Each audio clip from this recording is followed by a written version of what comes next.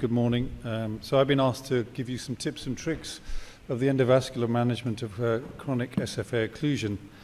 And this is a very wide sort of global, big subject which we could spend a whole day on. So really, this is a sort of how I do it rather than sort of every tip and trick that's available in the book. So I think the first thing is to realize that, the SFA is a difficult territory. The occlusions are long, they're often very calcified. But I think the other difficult thing is that we are bombarded by a host of techniques and equipment. And it's difficult for any beginner really to decide what is appropriate, what should they use, and how should they be used. But I think the key thing is that, successful revascularization or successful treatments of SFA occlusions often have a very positive impact to the patient. So I think when you're first thinking about chronic SFA occlusion, you should first decide, is it worth doing? And we've heard about the 𝗦𝘆 score, and we almost exclusively only do chronic limb-threatening ischemia. It's very controversial, I think, these days to treat claudication, and it has been shown in several papers now that previous intervention actually is an independent risk factor for developing CLTI or having a major amputation in the future. So how do I do it? Well, I think there's three ways or three segments of the procedure that I think about. One is I think about the patient has to be able to tolerate it. Secondly, we then have to cross the lesion, and then we have to decide what to do with that occlusion once we've crossed it. So patient comfort, I find in a lot of people with rest pain, simple analgesia or the sort of morphines and their derivatives are relatively ineffective. So I have a very low threshold of actually doing regional anesthesia. As an interventional radiologist, I don't have easy access to an anaesthetist, so I do this myself, and actually this takes about 10 or 15 minutes. It's usually working within about a further 10 or 15 minutes, and often the patient just falls asleep and they're delighted. So I think the major part of the procedure still remains crossing the lesion, and you have to think about how you do that. The first thing is to think about the access, and I suppose I'm a little bit lazy. I will always have an antegrade access if I can, because I think that makes the procedure quicker. But of course, you've got to think about the retrograde access.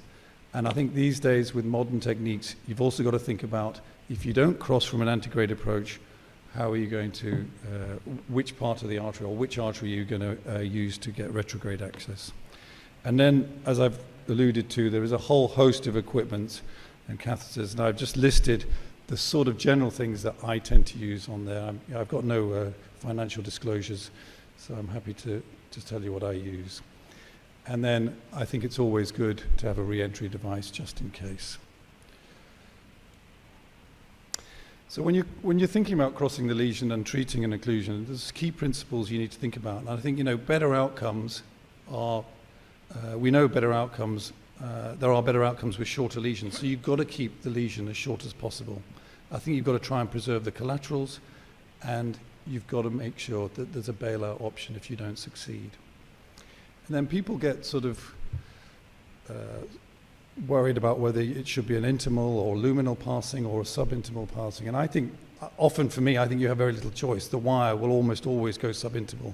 But I think sometimes it also is related to your training on how you were taught. And I was trained a long time ago when it was normal to do a subintimal. I think it's quicker. It requires a little bit more experience probably to get re-entry. It certainly requires fewer devices. And what I like about it is it provides a plaque-free space for you to then do your treatment. But there are some key things that you need to worry about. One is the re-entry, which I've mentioned. And secondly, it's very easy to extend that lesion, so you need to be very disciplined about how you approach it. So here's a sort of general idea of how I do it. Obviously, I've got antegrade access here. I've got a nice bit of SFA, and it's a short lesion. And what I do is I sort of try and steer away from the collateral. I form a little loop, and then I tent the loop down, and when I get close to the re-entry point, I then stop. I then pull the wire back, and I would often then change. I won't use the Terumo anymore. I will use an 018 wire, and I will just see if it will engage with these little microchannels and re-enter the lumen. And that happens reasonably often, I would say. Another more difficult case, you can see this is a much longer length lesion, extremely calcified. I've also had someone here before who's struggled and fractured a wire. And you can see here that, you know, getting re-entry is going to be very, very difficult in this very, very calcified segment. And a case like this will obviously need a retrograde access, and you've got to decide where to do that, and you've got to use the right equipment. I would always use a micro-access needle and an 018 wire and try and access a fairly healthy looking vessel. And I find actually getting underneath the tibia and going into the distal popliteal artery is very useful. But most commonly, if I can, if it's available, I'll use the above knee popliteal from the front. I think we just move on here. So I'll go back. You will often find with retrograde access that, you know, the wire will just flow through and get back into the lumen of the vessel at the top through the top cap without you needing to do anything. But you sometimes need to do adjunctive procedures to fenestrate the two planes that you might be in, and often you need to use a balloon to allow the wire to go into the same plane that you've created from your antegrade approach here. And you know, retrograde access is not just for long lesions. It can also be required for very short lesions that you just can't get through. So I think you need to have a low threshold for using it. And don't be worried if you've had a wire perforation. I don't think that should put you off to continue to try and get a successful outcome. The other thing I would say about retrograde access is that sometimes you need two balloons, and I find this bottom balloon here is very useful for two reasons. One is it helps with the sort of fenestrations, but secondly, often you don't have much purchase, and so if you inflate the balloon, it allows you to push the wire a bit harder and get it pushed up through this horrible occlusion. So what I find is crossing is that you generally get, I get through about 80% of the times antegrade. I have to use retrograde 30% of the time, and I very, very rarely use a re-entry device.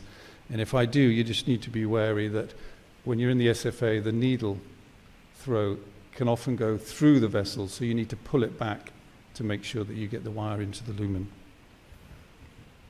Then we have to prepare the vessel, and I need to move on, so I've only got 2 minutes left here. And what I would do, again, we were bombarded with equipment here, so I try and keep it very simple. I try and, you know, read the evidence and understand what I think would work and what my hospital will allow me to use. So I pre-dilate with a subnominal balloon. I use long balloons. I use long inflation times. And if I see that the balloon isn't expanding to its size, then I'll think about using shockwave lithotripsy. And then on a treatment, I think these days there's enough evidence to say that, you know, just doing plain balloon angioplasty is probably not a treatment, and you get better outcomes with either using drug-coated balloons or a stent. So this is generally how I think about my treatment algorithm. I get across the lesion, I pre-dilate with a subnominal balloon, and if they're suboptimal, I'll either use shockwave or I'll go straight to stenting. And the stents I use, I tend to use a Supera. And the reason I use a Supera is that I think it has, it's difficult to deploy, but its long-term results are equivalent to drug-eluting technology. And I find in most cases, if you put a self-expanding stent, there will always be this sort of reduction in luminal sort of size because it just gets compressed by the calcium. So these are the outcomes of those cases that you saw. This was a very interesting one. I've never seen this before, but despite pre-dilating and putting the Superior in, there remained an in-stent stenosis instantly at the time. And so the only way to treat that was actually to put a very short self-expanding balloon. This was before the time of lithotripsy. Now what I would do is probably use some lithotripsy first. So in conclusion, I think, these are difficult, time-consuming procedures. You've got to be persistent, you've got to know the techniques, and you've got to make sure that your patient can tolerate it. You wouldn't just pause back for 1 second, would you? 30 seconds.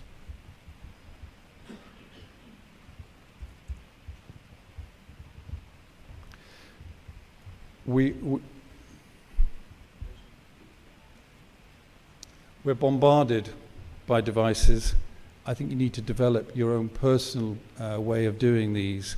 And the other thing I think you really need to concentrate on is measuring yourself, because you shouldn't be doing these unless you have a greater than 90% success rate.